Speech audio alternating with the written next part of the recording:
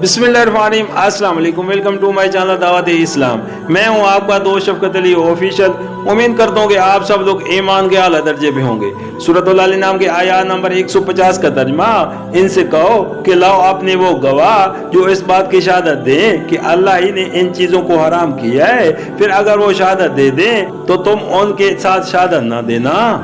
और हरगिज उन लोगों की ख्वाहिशात के पीछे न चलना जिन्होंने हमारे आयात को झुटलाया है और जो आखिरत के मुनकिर हैं और जो दूसरों को अपने रब का हमसर बनाते हैं। सूरह अल नाम आयशा नंबर 126, यानी अगर वो शहादत की जिम्मेदारी को समझते हैं और जानते हैं कि शहादत उसी बात की देनी चाहिए जिसका इंसान को इल्म हो, तो वो कभी ये शहादत देने की जुर्रत न करेंगे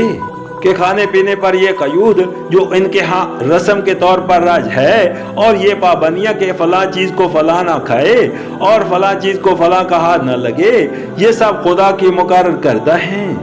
लेकिन अगर ये लोग शहादत की जिम्मेदारी को महसूस किए बगैर इतनी डटाई पर उतर आए कि खुदा का नाम लेकर झूठी शहादत देने में भी तामिल न करें, तो इनके इस झूठ में तुम इनके साथी न बनो, क्योंकि इनसे ये शहादत इसलिए तलब नहीं की जा रही है कि अगर ये शहादत दे दें तो तुम इनकी बात मान लोगे, बल्कि उसकी गर्ज सिर्फ ये है कि इनमें से जिन लोगों के अंदर कुछ भी रास्तबाजी मौजूद है, इनसे जब कहा जाएगा कि क्या वाकया तुम सच्चाई के साथ इस बात की शहादत दे सकते हो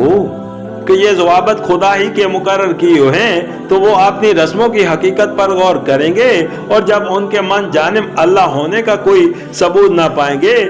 तो उन फजूल रस्मों की पाबंदी से बाज आ जाएंगे।